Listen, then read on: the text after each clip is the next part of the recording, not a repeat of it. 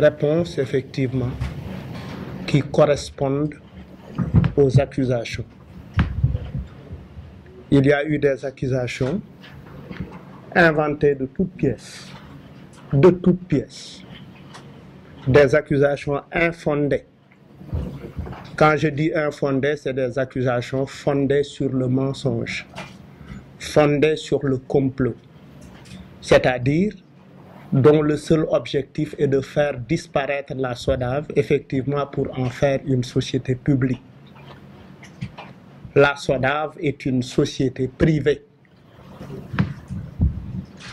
Et cette société privée, on en est arrivé parce qu'effectivement, il y a eu des générations qui se sont battues pour en arriver là.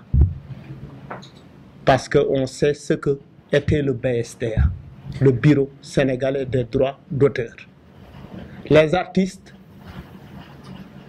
ne s'intéressaient même plus au BSDA parce qu'effectivement, ils pouvaient aller au BSDA et se retrouver avec 1000 francs CFA.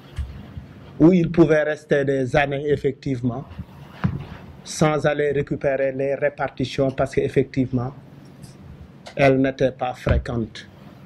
C'était une société abandonnée, dilapidée, dépouillée de ses moyens,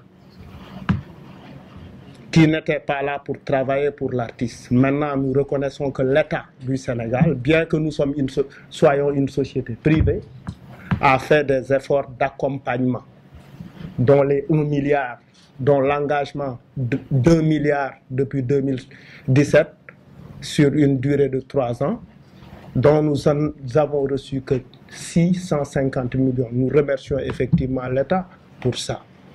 Nous avons également vu que par rapport à la situation de la pandémie, que l'État du Sénégal avait mis un budget de 3 milliards et les 1 million sont allés, les 1 milliard sont allés effectivement aux auteurs, n'est-ce pas? Donc, et ces 1 milliard-là, effectivement, vous avez vu comment elles ont été réparties. 1 milliard multiplié par le nombre qui sont allés prendre ça, c'est facile, c'est un calcul. Vous allez avoir tout de suite les chiffres, c'est très simple. Et ça a été clair. Et les artistes étaient très contents d'aller à la SODAV pour récupérer cet argent-là, parce que c'était important. Maintenant, nous sommes, avant-hier, il y a quelques jours, nous étions ici, dans notre conseil d'administration, en train de nous réunir, et il n'a pas été dit une seule fois que Youssou Ndour était en conflit avec Macky. Personne d'entre nous n'a dit ça, cela n'a pas été dit. C'est inventé de toutes pièces. Et puis maintenant, il faut relier le média qui a diffusé cette information et les problèmes qu'ils ont, des problèmes crypto-personnels. C'est-à-dire, c'est très important de faire le lien. Je n'aime pas Malal. Et j'utilise ma presse pour dire que Malal est un imbécile. J'utilise ma presse pour dire, c'est-à-dire quelque chose de très subjectif, fondé sur le mensonge, fondé sur un objectif précis pour attaquer des gens personnels, des gens en fait. Parce que quand on veut faire comprendre que Ngoné a été mis à la SODAV par Youssou Ndour, c'est nous manquer de respect à nous.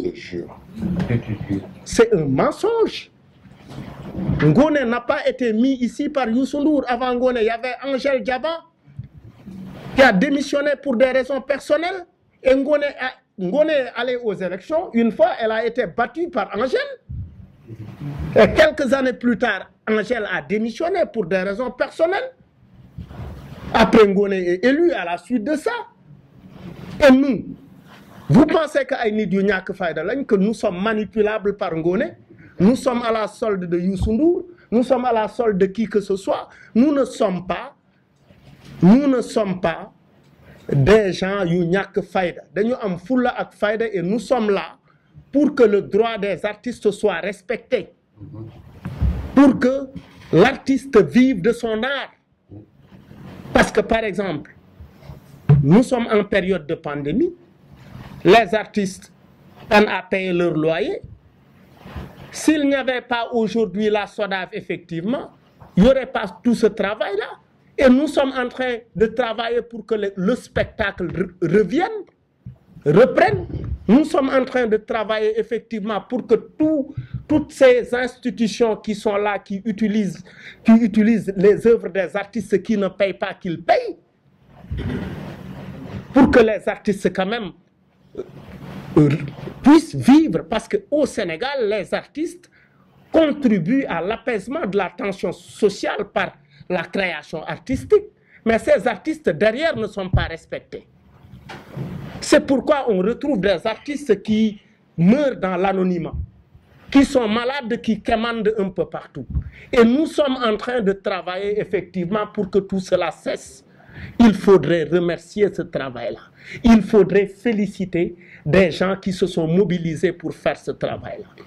Et tout le conseil d'administration qui est là ne perçoit pas de salaire. On fait comprendre aux gens que nous percevons des salaires. C'est tout à fait faux. Nous recevons effectivement des honoraires de réunion, des jetons de présence après chaque réunion et les réunions.